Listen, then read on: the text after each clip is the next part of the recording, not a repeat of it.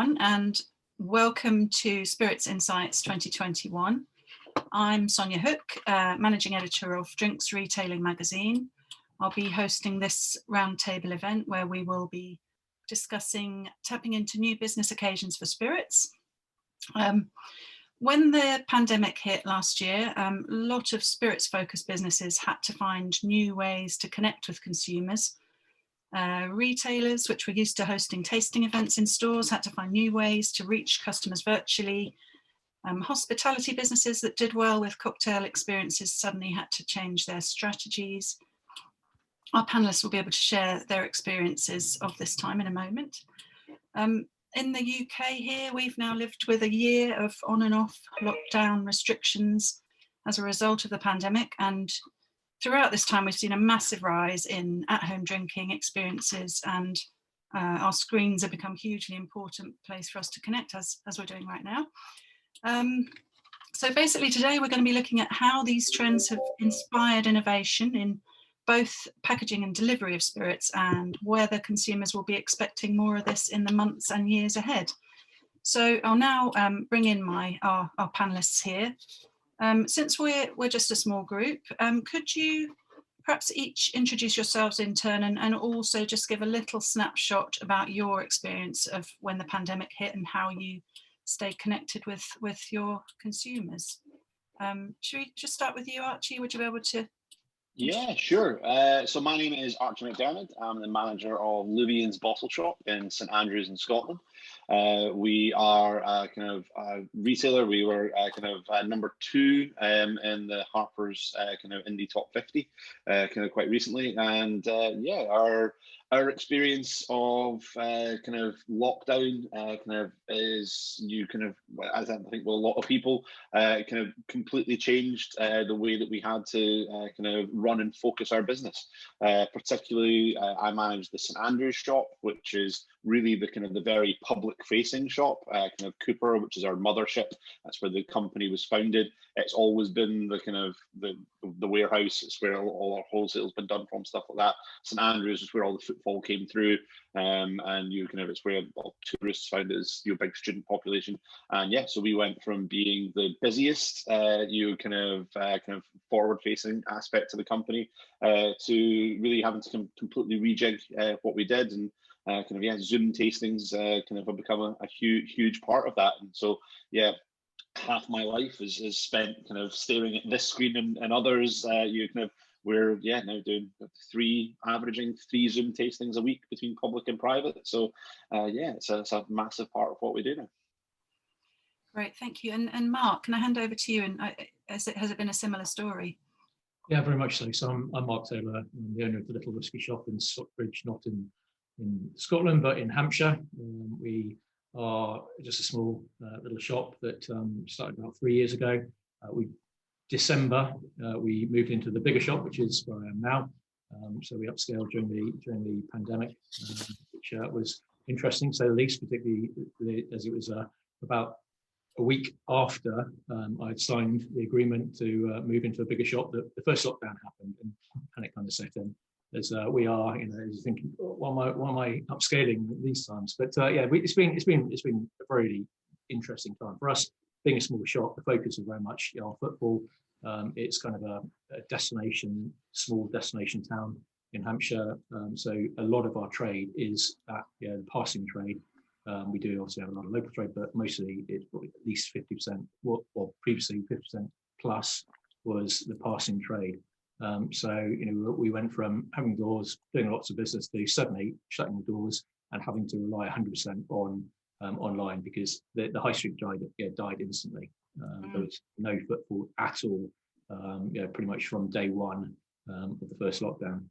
And being a small shop, we had an online presence, but it wasn't really our focus. It was there, and we would do a couple of bottles a day, maybe a lot more than that at Christmas, but it was that sort of scale, really small numbers coming through. And then, as I say, we had to scale up, and we had to try and compete with all the big online retailers, who have a lot cheaper on the whole, typically, and I've got that online presence so people know to go to them.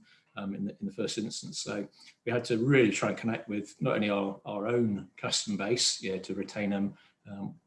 We also had to try and push out to a new customer base. And we did that using social media a lot. We also personalize it as much as you can. When you're sending stuff through the post, we try to give personal messages in every single bottle we sent out and tailor it to that individual, particularly if they're returning ones. We'd change the message every time it went out. And that really helped. And I think we got a lot more social media presence with people posting those and pushing us and exploring stuff on that. And as you say, virtual tastings, we picked up right from the start. We had a whole load of in-shop ones booked, and lockdown came, and we knew that we had to try and get something on. So we moved on, to virtual tastings immediately, and they've grown. We used to have 12 people in the shop, maybe 13 at tasting, and the January one we had 67 people attend our virtual. Last week, a week before, we had about just short of 50. That's kind of a standard number for us now. So business has changed, and we are still, at the moment, still pretty much 99% online, with a couple of click and collects, but the bulk of it is online sales at the moment. Wow, quite a change. And David, I've left you till last, but you've also had a massive change of your original business. Would you like to tell us about that? Yeah, thank you for having me, Sonia. It's good to be here and reflecting on the past as opposed to living it, which is quite nice. I'm sure the guys agree with that one. But yeah, no, I run a company called the Theliana Collection, which is a distributor of kind of specialist spirits. So we work in smaller kind of niche categories, and categories of the kind of categories of tomorrow, if you like, be it Calvados or Cachaça, kind of low ABV, aperitifs, that kind of world. And our entire business is on trade focused. So when the pandemic came along this time last year, 100% more or less of our business disappeared. And I'd started the company January 2018, and we built up to a team of 10 of us, and business was really, really flying, and we were scheduled for a great year. So it really kind of took us completely by surprise. And the first thing we did, I think, was kind of similar to what most people did, which was try to tell our brand stories through the medium of Zoom. And we started these kind of Wednesday afternoon sessions where one of our brand owners would be on a screen, and we'd send out samples to people who would cover the cost of packaging. And immediately it was obvious that there was a great appetite. The fear I had was that I didn't know how kind of scalable it was, and I knew how much money we had to keep coming in to keep everyone with a job. So we all sat down as a team almost exactly this time last year and said that we have to find a way of radically changing our business. So we created a cocktail company called the Theliana Cocktail Company. The idea was that we would package up very friendly looking cocktails, classics and Negronis or margaritas or old fashions, but we would kind of sneakily put our products in there and our weird and wacky producers. And the way we kind of could tell the stories to consumers was through the kind of ancient technology, actually, of QR codes, which seem to have made a massive comeback. I'd like to take credit for being one of the first businesses to jump on the QR code thing. Whether or not that's true, well, I'm not sure. Anyway, the idea is you'd have these 3 cocktails, you'd have a QR code, and the bartender would tell you about the history of that cocktail and also about the spirits that were inside it. And we were able to tell these stories in a kind of scalable way. Instead of having to constantly do sessions, we were able to talk to in the end thousands and thousands of people through the medium of videos, which were really, really, really high quality. And it kept our business alive. It kept us. We managed to somehow turn a profit last year, and nobody lost their job. And that really was, that was the goal of that was our strategy for last year, was to survive. So kind of we come back now with the on-trade reopening, and I look back with a lot of pride of a lot of hard work that the team have put in, and our ability to move from a kind of one channel to a completely different channel, and now back as the on-trade starts to open is, I think it's a great story actually, and something that I think was echoed in different ways across the country, especially in our industry. So yeah, that's kind of our story. Fantastic. And I think all three of you, the stories that you've just told, the thing that stands out is that you actually sort of made that jump really quite quickly.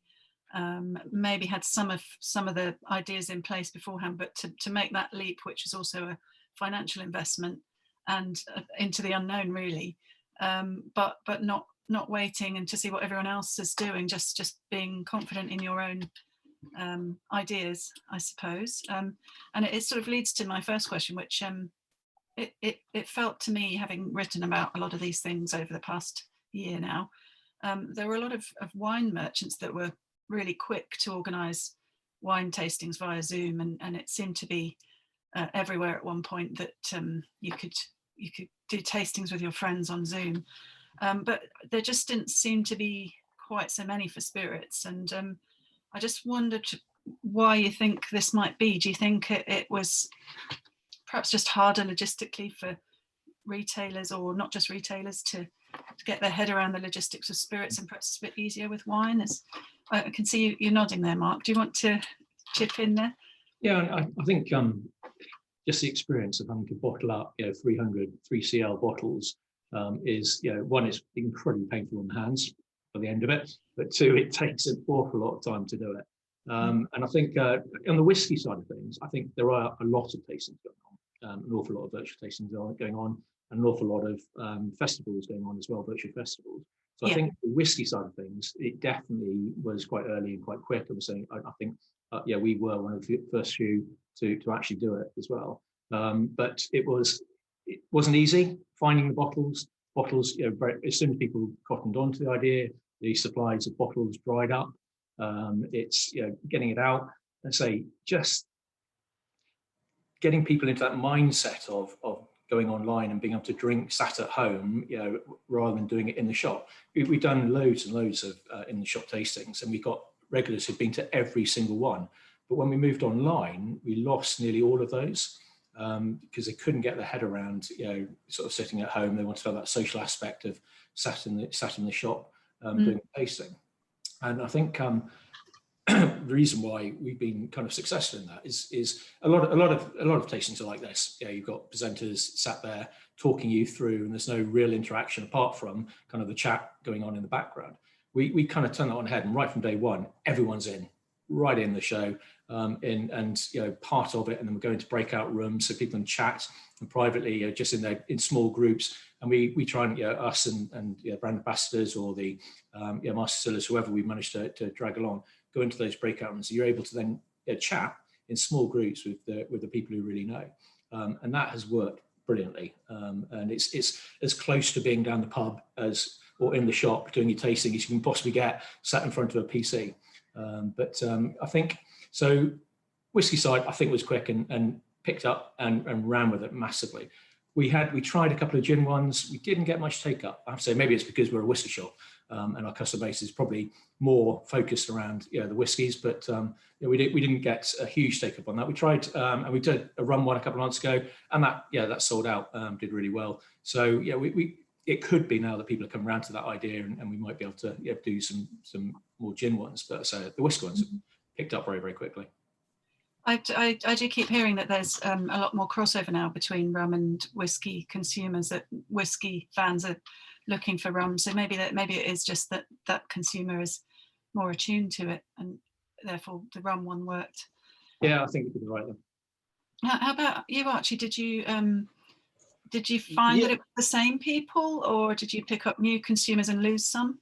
Yeah, to be honest with you, it's been really fascinating to us. Obviously, we were very used to doing tastings in our event space, so we make a lot of doing tastings from the small private ones that we do in our fine and rare room, where that's literally masterclasses for 4-6 people, and so those are really regular events. Kind of whenever the major golf tournaments are in town, basically that week I lose my voice because kind of I basically spend all day every day doing these little private tastings.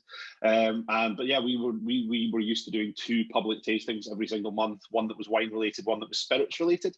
And so and it went from, I went from that and having a staff of 9 people in the shop, kind of working away to the first month of lockdown, furloughing every member of staff I had, and I worked on my own in the shop for 11 straight weeks. Because I'm slightly mental, we also have ducks and chickens at the back of our shop as well. We've got a lovely garden there. And so it meant that we closed on a Sunday, obviously, but it did mean that for 11 straight weeks, I was in the shop every single day, so I was going slightly star crazy because I was there on my own, just kind of like forming deep and meaningful relationships with ducks, which you just kind of like really shouldn't be doing. And so I kind of was like, right, I need to bring the tastings back. I need to actually talk to people. And so interestingly for me, wine wasn't where I went straight away. Kind of for me, I didn't want to be sending out the full bottle kind of tastings. We saw some people, a couple of really great kind of wine journalists up here did some great work. Kind of people like Tom Canavan and Rosemary Brown, Diana Thompson at Wine Event Scotland. They were doing these full bottle tastings, so they'd send out a case of wine and then you would have a tasting over 2 weeks. And so for us, we found that they didn't, there wasn't a huge amount of appeal. We basically sent out to our mailing list and we're like, what would you be interested in? We basically went to our customers first and we're like, does this sound, these are all the ideas that we've had, kind of which one of these would you like to see? And the one that we got the overwhelming response back for was whiskey tasting, kind of echoing what Mark was saying. And so our very first one was, kind of late April. So, kind of about, a month and a half after lockdown. And that we did with Glenfarclas. But very shortly after that, gin became a really big thing. And that's, kind of regular. The beer tastings, I must admit, have been the ones that I think from a producer point of view have been some of the most dynamic ones that we've done. Kind of brewers, I think, in part because they're used to doing a lot of kind of just let's bring stuff, let's try something new, let's kind of the craft beer scene is very it's quite experimental, it's quite open to that as a notion.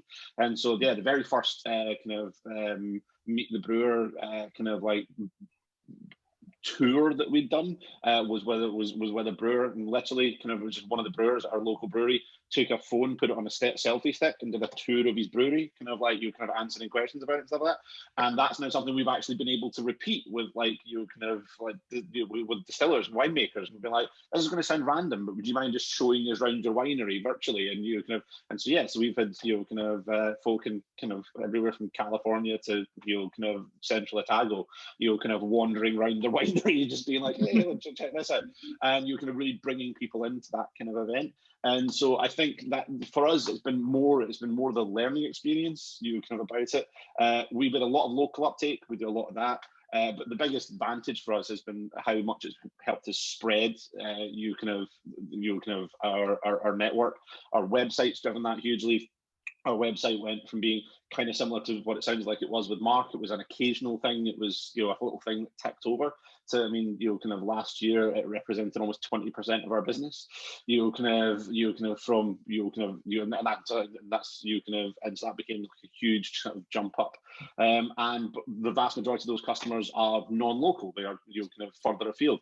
And those are people we would never have been able to bring into our tasting events. And so kind of, I mean, as we do a tasting every single Friday night now via Zoom, and that's a public tasting, I should say, kind of as well as the private ones. And the public tastings are, kind of, they're huge for us. But I mean, we were making up the sets for them yesterday, and I was going through all the addresses, and it's 48 that we're shipping out by DHL versus 7 that are local. So we've still got that local audience that are collecting in store, but the rest of them, kind of.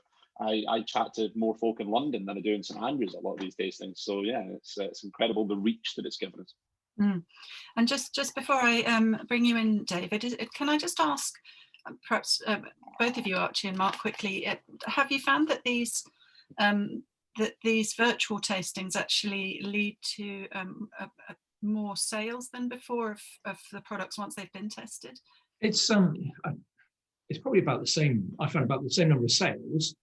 But when they're in the shop, I think people are more inclined to pick up a bottle and walk out. When they're online, they're less inclined, but you've got a lot more people attending. So we've got 4 times the number of people attending, but we probably get about the same number of sales coming through from it. I think, but going back to Archie's point, what was amazing, I think, is the reach of where we've got. We've got regulars now who join us from Northern Ireland, from Scotland, from Devon, all around the country. We had, before Brexit, we had a number of people from the EU who would also joining our tasting sessions. People who we'd never get to reach before without doing it by virtual. And that's so it's opened up great opportunities for them as well, because it means they can get to tastings that they wouldn't have been able to get to and don't have to worry about a nominated driver or getting home or finding themselves in the shop in the middle of nowhere kind of late at night on a Friday night and trying to get home. So that's something I think is brilliant. But so we still got a lot of the locals who've been there, but it's that global reach that we're getting now that is, I think is the best part of it. Yeah, excellent. So, oh, sorry, I was just going to say, following up on the sales thing. I think from our point of view, what we notice is it's been really great how many. The volume of sales tends to be a bit bigger. I think because a lot of the time you're shipping out, you find customers. Whereas before I think level of sales, total value of sales is kind of similar for us. But what you're finding is that customers will be like, right, I'm going to order an entire mixed case of everything that we just tried. Or I'm going to have you'll get people coming onto whiskey tasting where before they might have picked up one bottle, but if you're buying one bottle and having it shipped to you. Yeah. You might as well. The shipping doesn't cost any more for 3 or 4, and so you're like, oh no, actually, I'll kind of throw some of that in. And so it's been a real driver of that, that kind of thing. And then what we find as well is a lot of people that will literally buy a ticket for the next tasting and be like, right, I'm going to put this bottle in with my tasting set. Kind of saves them on the shipping fee, and builds them in for the next one. So it's been great about making customers quite sticky. Making them bringing them back. Excellent. And so with this event, Roundtable event, I really wanted to get to the bottom of some of the innovation and also sort of within that the packaging that you had to explore. So I thought I'd bring you in here, David. You obviously had to do that really quickly, but how did you decide what packaging to use and how, even how much volume of the spirit and how that would deliver profit, that kind of thing? Yeah, I think one of our we were very conscious, we always have been conscious as a business, one of our key focuses is working with sustainably focused brands and producers. And I think kind of pre-pandemic, it was, I think as an industry, we were doing a great job in focusing on sustainability and sustainable practices. And I feel one of my personal concerns at the beginning of the pandemic was that the focus and the work that had gone into making people accountable throughout the entire kind of ecosystem of drinks started to become less kind of front of mind. So one of the challenges that we had right at the beginning was to make sure that whatever we were going to put out and send to consumers was responsible, and it was extremely important that every element of the cocktails and the boxes that we sent out was completely recyclable and incredibly friendly to the environment. And I think the first thing we did was we did a cachaça tasting in the early days, and I sent out glass minis in just kind of rudimental boxes just to do a very small tasting, and 2 of them broke, and a guy's his kind of front doorstep smelled of cachaça for about a week. So kind of, not that that's necessarily a bad thing, it's a pretty nice smell, but kind of as we evolved, we realized that actually glass, and I think this is something that the whole industry will realize, glass really is not good at all for the environment. It has a massive carbon impact, it's extremely heavy, it's laborious to create, and it's not as easy to break down as we think. And actually what was amazing is we found that the very, very light plastic pouches from a company called Poly Pouch were extremely, were actually a fantastic option. They're 100% recyclable. They are extremely easy to break down. and the lips are the lids, sorry, are compostable. So, you know, I think that was the element I was worried about, was using plastic, but actually having worked with them and found out about how they produce and why they produce. It actually is it's a 360 process. You know, it's completely accountable. They never produce plastic. They recycle everything. And I think, you know, that was definitely something that we focused on in the early days. The other kind of consideration is also just the weight. You know, sending, you know, thousands of glass bottles across the country is really expensive. And by using lighter weight packaging, we were able to bring our price point kind of slightly further down. In terms of kind of making a profit and you know, delivering a service at the same time, we worked on the premise of kind of classic cocktails and spirits wanting to be around the kind of 100 ml mark for a nice short cocktail. So they were the measurements we kind of went down the route with, and yeah, hopefully that answers the question. Yeah, no, that sounds great. And it's Archie, perhaps if I turn to you here, have you just focused on glass bottles? Have you explored anything else? And also, do you have to use different sizes depending on if it's an expensive whiskey, for example? Yeah, I mean, we have stuck with glass entirely. I think coming back to something Mark said, glass was kind of difficult to do. Kind of anything small format was difficult at the beginning. And actual fact, we discovered a fantastic little company down in Wales who specialise in kind of packaging for essential oils. And so they're an aromatherapy. They do like a aromatherapy bottle is more than anything else. But they're incredibly, because they're designed for oil, kind of really great seals on them. You kind of really robust little bottles, and they're a 25 ml kind of measure. So it's exactly what you would receive if you went to a bar, effectively. And so what you were effectively offering is flights, and you kind of, and those have worked really, really well. And so that's what we use for all of our spirits tastings. When we do our cocktail element ones, we've never done pre-made kind of cocktails. We wanted to do the kind of slightly more kind of involved, interactive element to it. So when we've done cocktail ones, that does mean different bottle sizes, and it does mean playing with recipes a little bit, because we basically send out either 25 mils or 50 mils, whatever's going out to assemble your own cocktail. So that gets a little bit, there's a bit of experimentation needs to be done to get your recipe right, for that kind of thing. When it comes to wine, that wine was the one that I really wanted to do it so that the sets that we send out are designed for couples, effectively, so 2 people sharing or 1 person tasting over multiple occasions. And we played around with it. So it's basically every bottle you can send out is just 250 mils. It's a third of a bottle.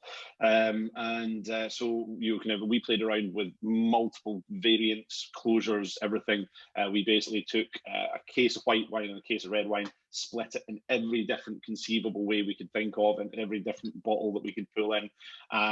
We stored them kind of cold, we stored them warm, we played with fill levels, we played with argon filling, kind of all of it. And we eventually kind of got to what we have now, which is really old school, which is just you fill them all the way to the top.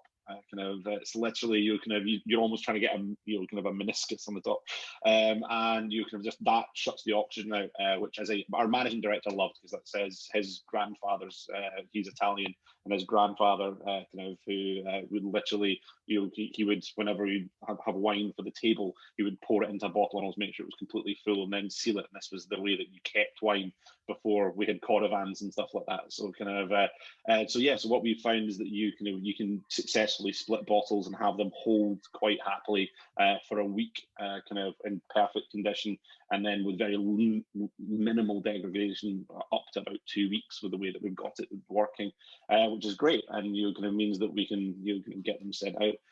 But yeah, we honestly, I used to work for a fantastic company called Earthy Foods and Goods, who were a massively ethically committed organization, and so I remember seeing a lot of this coming through. And what's been really nice is seeing the packaging options that have come through that have made this new a more sustainable way of doing things. And so for us, it's moving towards that. We've not been able to kind of do it as well as David. You kind of embracing it wholesale from the beginning, but moving towards it has been one of our goals, and that's actually, we're now for the first time able, because we can plan ahead, really for the first time, looking at developing our own packaging boxes and stuff like that that are going to save us an awful lot in terms of the materials that we need to use for when we're shipping this kind of stuff out. Mm. It does sound like you've all had to like really explore so many different options before you settle on the one that you go forward with, and Mark, as you were saying, it's just a lot of hard work bottling everything up. Have you just generally found this a lot harder work, or is it just hard work initially to switch to something new and then you find your way? Have you explored any other packaging yourself, or? So yeah, we tried. As you're saying, in the early days, it was very difficult to get hold of anything, anything that was kind of recyclable or fully 100% recyclable or as green as you can get. And we had a number of issues with tops breaking, for example. So we settled on a 30 ml 3cl. So actually a medicine type bottle with a tamper-proof top. Looks awful. Looks like you're getting a sample of something else through the post, but it was safe. We never had any issues with it going through. So we kind of settled on that as an easy option in a sense, and it's got a nice line that you can draw. You can get your measures to. In terms of our packaging, we've obviously when you're moving to online, you have to send out an awful lot of bottles. What you'd normally be sending out, walking out the door, is going out the door in a box. And we had a lot of breakages in the early days where things were being treated rough by Royal Mail or by the couriers as it's going through and actually breaking. And the issues we had early on is that if you didn't conform with their guidelines on how it must be packed, by 5 centimeters of bubble wrap wrapped around it in triple layered box, they didn't pay out. So we've experimented and we've had to settle on the most robust packaging as opposed to necessarily the green packaging. Though we're experimenting all the time with different packaging to try and get it. So, and we reuse our boxes all the time. It doesn't look particularly great when you get a reused box coming through, but we put on our cards that we're recycling to try and get back some of that we can't do by using bubble wrap, for example, or the air sacs in sending it out. But at the end of the day, when you're sending out 100 quid's worth of whiskey in a package, 200 quid's worth of whiskey in a package in a bottle, it's more important in a sense to get it there without it being smashed and losing a huge amount of money, which unfortunately we did early on. So we're definitely looking at getting greener and looking at new times. But I say the biggest hurdle we found is couriers not backing it. They've got their set process. You must use this, you must do it this way, and if you don't, then they reject your claim if it gets broken. I think just hearing your stories is that I think consumers were pretty forgiving early on. It was an uncertain situation, and I think they were just grateful that people were able to try things out so quickly like you guys did, and the format and packaging was less important initially, but if we're looking ahead now, I think from other webinars I've attended and people I've spoken to, that it's expected that tastings and at-home experiences will still be a demand for that will still continue, but that's going to be balanced out with people going back to find their cocktails in the on-trade. So I guess people like you guys who have been doing all of those at-home things through this time, it'll have to be a very sort of perfect option that they can have to ensure that you keep those customers. So what do you think will work well in the future? Perhaps if I ask you, David, here, because you're going to presumably be trying to balance out your old model and your new model, just trying to keep both of those going. How do you expect it to be? It's honestly, it's such an interesting question. And it's something I kind of battle with all the time.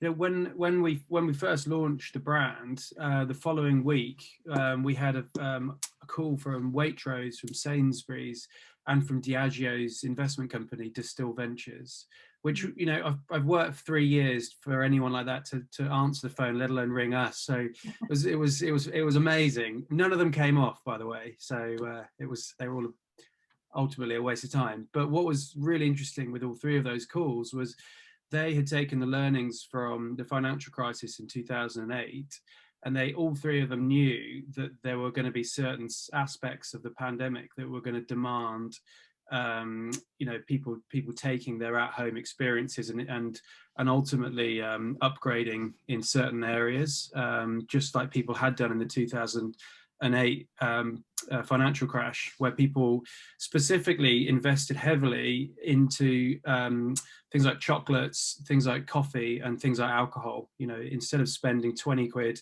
or 50 quid out in a restaurant and a bar, they would spend £30 on a bottle of wine, over £8 on a standard bottle that they might have spent before. And this really is the big question of COVID. What's the legacy going to be? And I think kind of my personal opinion is, you know, what we've kind of broken down various taboos as a result of the pandemic because of what you just said. You know, people are so forgiving because they want to support businesses that are you know, pivoting and being innovative. But ultimately, I think there is now a demand. I think people are going to want to drink cocktails at home, and I think they're going to want to continue to have spirit tastings at home. And I think, you know, the same with wine tastings. I think Mark and Archie are both going to have a whole new sector to their business that they just didn't have before, and essentially their shops are going to become 100 times bigger because they're able to reach a wider audience. I think it's definitely hyperinflated at the moment, obviously, because of the way we're living. But I think this ability to try new things is really there forever. But at the same time, I think there is going to be an appetite to be going back out. So I think for me, I'm in a really interesting position because I have invested so much time trying to, you know, support hospitality and getting back into hospitality.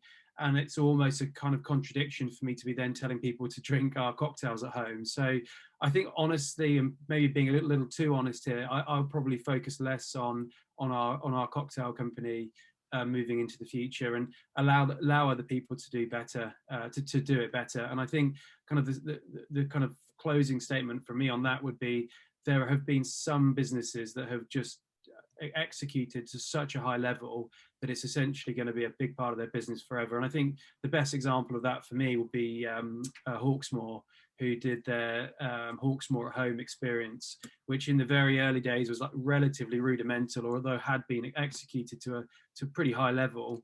But ultimately now it's, you know, we've shopped around ourselves here at home, and we've gone back to Hawksmoor 3 times just because the whole experience was really fantastic. So I think there'll be a few real success stories, and hopefully a few kind of cocktail and tasting businesses that will turn from an idea into a full kind of you know, business for the future. So so yeah. Excellent.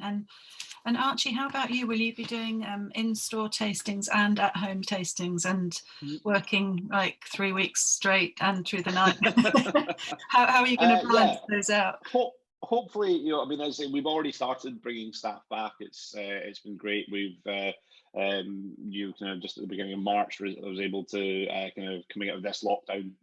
I must admit, I'm hugely grateful to all my staff who we were able to kind of furlough everyone, and so we've not lost any staff kind of over the course of it. But we've now been able to kind of bring our first full timer back off furlough, which has been great. So yeah, hopefully some time off in the offing, which will be nice. But our plan is absolutely to run both of them. We've actually found that we want in-store tastings back. It's a different vibe.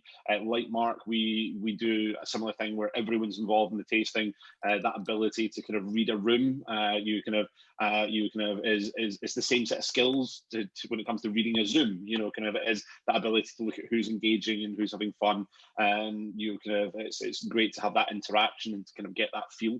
And so yeah, we're definitely planning to continue that. It's been really interesting for us. It's not just people who are a bit further away.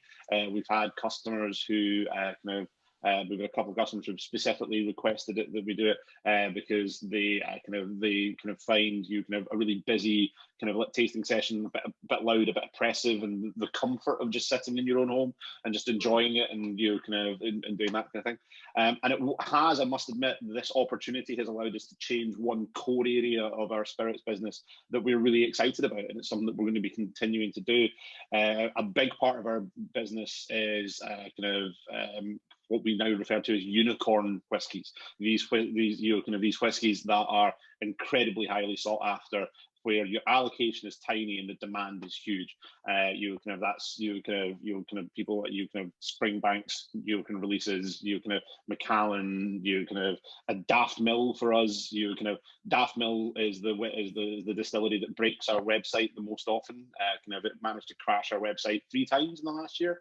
Every time a release came out, the most recent release, we had 10,000 people chasing 36 bottles, you can imagine that hitting a website that a year ago was designed for occasional use at best. And so what we have done, and the big problem that you have there is that most of the people who are chasing these whiskies aren't really drinkers anymore. They're what at the most negative end of them refer to as flippers, but they are people who are treating it as an investment and a way of turning money quickly. They're the same people who buy PS5s and and the latest like Air Jordans and stuff. And so what we've actually done is we've taken all of our limited allocation whiskies, we've stopped selling them online. And what we've done is we turn them into tasting packs of 6. We then sell the tasting pack, send it out to you. The people who purchase the tasting packs, the allocation that we have is then balloted on the night live with them. So basically, the only way that you can buy one of these incredibly limited allocations is to come to one of our tastings. But all of a sudden, you go from being one of 10,000 people with always minute chances of getting a bottle to one of 50 odd people, where you've got a really good chance of getting it. And the fact of the matter is, if you paid for a tasting set, we've already taken most of the flippers. Most of the people are trying to make quick money out of the thing because they don't want to lose profit by buying a tasting pack for the chance of buying that. So what we're doing is we're kind of returning we're returning these whiskies to drinkers, or at least people who are enthusiastic enough about the whiskey that they want to try it. It also means that people are getting to try whiskey before they buy it, which when it comes to these limited releases almost never happens. And it sounds like an odd thing to say, but one of my favorite things that I sometimes hear are we'll have customers who will we'll do the tasting set, and they'll be and we'll do the ballot. And it's very simple, but it's like whoever's got tasting set number 36, you get a chance. This is what we've got available for sale. You get first choice. There you go, and second and third, and so on down. And what's really interesting is you'll have people who say, "Well, I was coming in tonight, and what I was really hoping to get was bottle Y. I've now tried it, and I don't actually like it as much, and I'm going to have this other one that we had in the set that maybe wasn't part of my priorities." And the thing is, that's how I like to sell whiskey. I like to sell everything. I like to sell things to people who want them, to enjoy them, and are really enjoying the liquid. And but that never gets to happen with these limited releases. Because you've just got to snap them up. In this tiny second that they're available for. And so yeah, it's great to be able to do that. And so that's really now become a core part of how we sell these whiskies. And so yeah, that's going to be continuing. And then yeah, we would have a whole bunch of people all over Britain and formerly all over Europe who would get very annoyed at me if I stopped the Zoom tastings. So maybe not quite every week the way they are now, but certainly once or twice a month. It's definitely something we're going to be continuing to do. Excellent.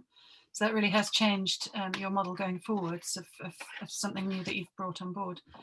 And Mark, I'll ask you the same question about whether you have plans to try and balance the virtual and the real life tastings.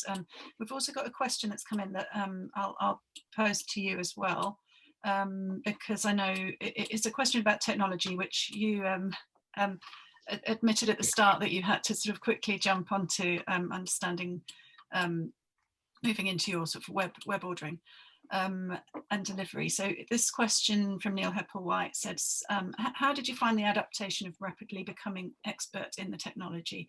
Did you self-learn or bring in someone to support you, and what did you learn along the way?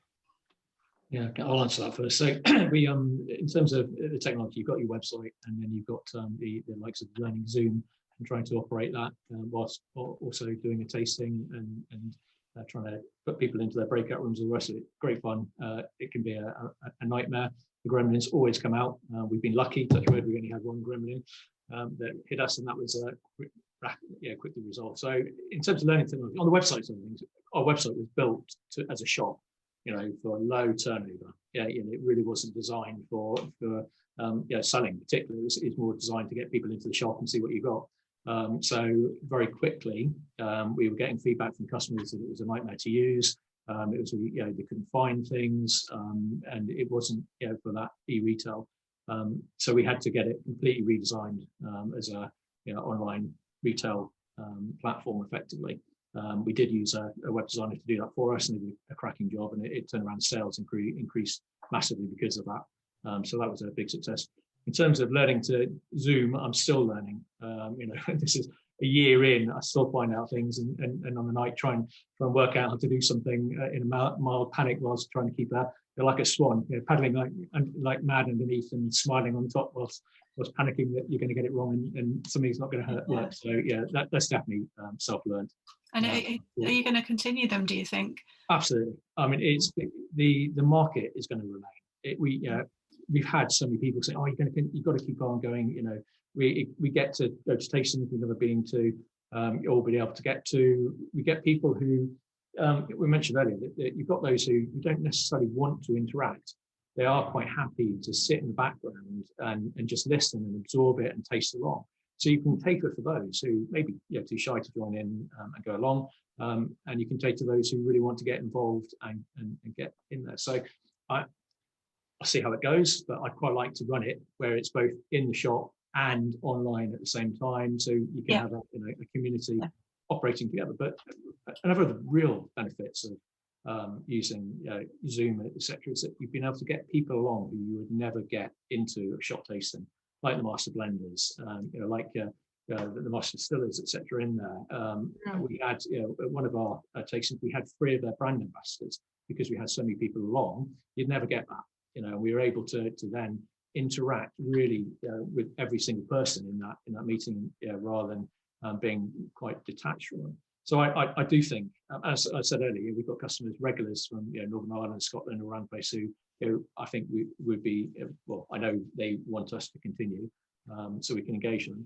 I really love the idea with as Archie said, of the limited edition bottles, where you get such a small number that there's a mad clamour for them. And we've done similar. We started to. I've taken them offline.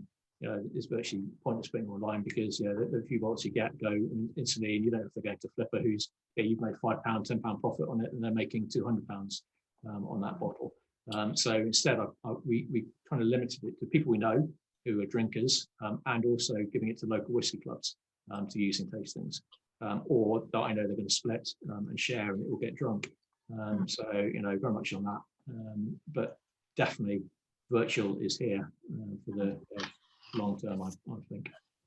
Thanks, Mark. I've realised we're slightly over time. I've got. Are you guys happy to just run through these couple of questions really quickly, or go for it. Okay, so just quickly, David, I wondered if you'd like to answer the same question about becoming an expert in the technology, with including QR codes in your box and making sure that was all going to work. Was that hard to do?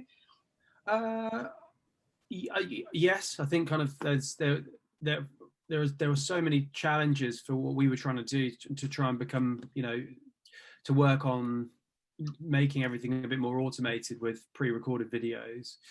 Kind of one of the big challenges for us was understanding the legalities around, sending out cocktails to thousands of people, and it was, my original plan was to kind of make the cocktails in my kitchen and then send them out. And kind of, it didn't take long to realize that would have been completely illegal, because I didn't have, compounder's license, rectifier's license, the licenses you basically need to legally mix drinks together. So kind of that was the first challenge. Was one of our team members, who's our kind of normally, and he looks after bars in East London as a sales guy. He turned into kind of a HMRC and operations manager, looking to understand the laws and legislations, and then in turn finding a fulfillment partner and understanding that whole world of someone that can, physically produce, cocktails legally and then package them up and, send them out. And I think, the other thing that was amazing is it really was a test of marketing for everybody.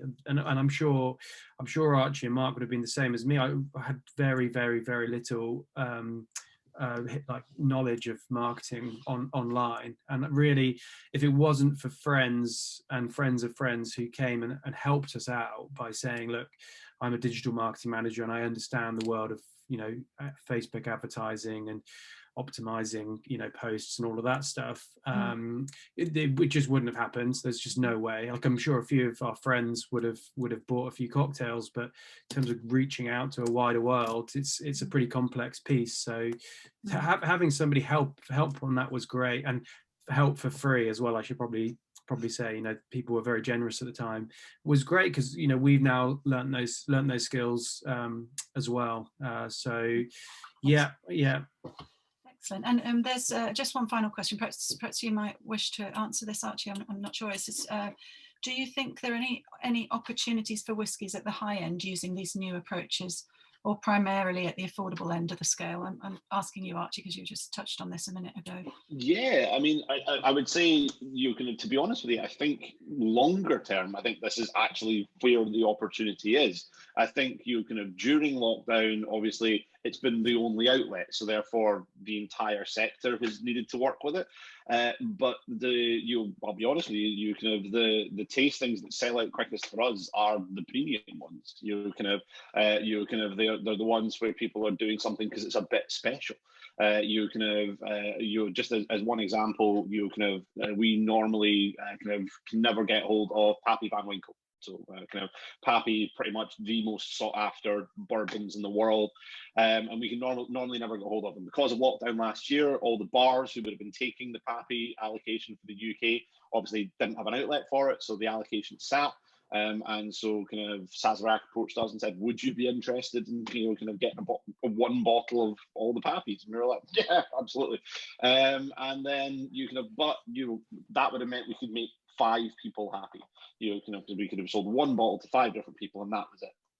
Just if we narrowed our range of bourbon buyers down to just nothing but people who love bourbon, who spend more than £1,000 worth of a year, that's 20, 30 customers. So even in narrowing it down that far, we would have been like still annoying more people than we pleased with those bottles. So what we were able to do is break them down into tasting sets. That generated, we did little 20 ml bottles for that one. So all of a sudden we had 35 tasting sets, and we shipped them around the country. And we had one of the family tune in and was presenting from Kentucky, explaining the history of Pappy, how it was how it was drunk, all that kind of stuff. And those are actually the kind of tastings I think are going to work best. From my point of view, what I would love to see is people these high end whiskies being packaged up and being like, right, here is a chance to go out and purchase them, because so many premium products are now beyond the level that most people can buy a bottle. I look at our fine and rare room, which is just spirits that are over £250 a bottle, going up into the thousands. And you kind of, and lots of people want to go in and have a look around, but the people who actually buy in there are a much rarer group. But there's loads of people who would love to try those whiskies if they could do so affordably. And if you're lucky, you've maybe got a great whiskey bar near you that you can go and try those, but you kind of they're limited in what you can do. And so yeah, so from our point of view, we do find that with these allocation tastings that we've been doing, I would say around about 60-70% of the people there are hoping they'll get to buy a bottle, but there's there's a sizable proportion, a good quarter of people there who even if they do well in the ballot, they're just kind of like, no, I just wanted to try the whiskies and hear the stories and just have part of this experience. And so yeah, I think premium brands long term, I think, are actually the people who would benefit from it most. Because you're still going to be able to go to your pub and buy a a dram of Macallan 12 pretty easily. But the chance to try something a bit special and a bit unique, is where the opportunity is, I think. Fantastic.